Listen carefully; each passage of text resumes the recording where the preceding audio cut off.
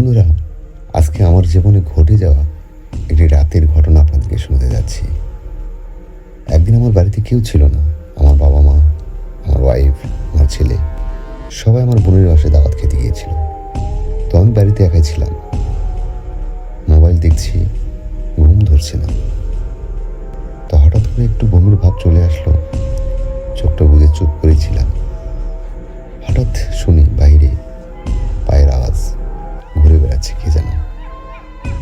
আমি চোখটা মিলিয়ে চিন্তা করলাম আসলে আমার বাড়িতে কেউ নেই, কিন্তু আসলে ঘুরে বেড়াচ্ছে কে। তো ছোট মোবাইলটা নিয়ে লাইটটা জ্বালিয়ে উঠে দেখলাম যে আসলে কি ঘুরে বেড়াচ্ছে। তো হঠাৎ করে আমার বারান্দার দরজার দিকে আমার নজরটা চলে গেল। আর সেই সময় দেখলাম অন্যরকম একটা ঘটনা, যা আসলে বলতে গেলে নিজেকে এখনো ভয় ভয় অনুভব হয়। হঠাৎ করে সে বারান্দার গেটটা খুলে গেল, আর কি যেন একটা মানুষের মতো একটা ছায়া দেখতে পারি। পর্দার আড়ালে কি যেন একটা ছায়ার মতো নড়াচড়া করছে। তো চিন্তা করলাম আসলে এই জিনিসটা কি। একটু অনেক ভয় লেগেছিল আমাকে। তারপরেও সাহস করে মোবাইল লাইট নিয়ে একদম বাড়ির আঙিনায় বের হলাম। দেখি আসলে কি, কিন্তু না, কোথাও কেউ নেই। শুধু বাইরে শিয়ালের চেঁচামেচি শুনছি আর কি। কিন্তু তখন কোনো পায়ের আওয়াজ, কোনো সাউন্ড বা আওয়াজ ছিল না। তো ধীরে ধীরে আমার একদম গেটের কাছে গেলাম, বাইরের গেটের কাছে গেলাম।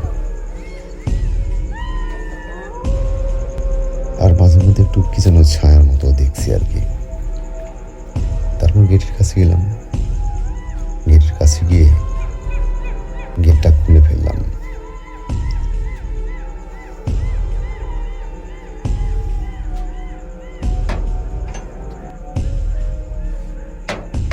এবার গেটটি খুলে বাইরে বের হলাম। আসলে চিন্তা করলাম যে আসলে কি, আমার কাছে তো লাইট আছে, আলো আছে।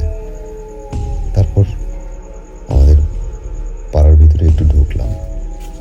গলি দিয়ে ঘুরে বেড়াচ্ছি, ঘুম ধরছে না, তার মধ্যে একটু ভয় ভাব। আসলে চিন্তা করলাম কি চোর হতে পারে।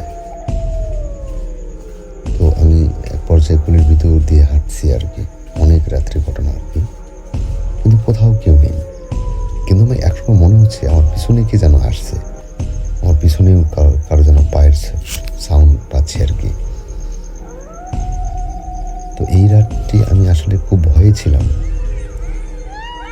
চিন্তা করলাম যে আমি সামনের দিকে যাচ্ছি আর আমার পিছনে কার যেন পায়ের সাপ। আমি যদি পিছন দিকে তাকাই তখন আসলে কারো সাউন্ড পাই না আর কি, কারো কিছু দেখতেও পাই না আর কি।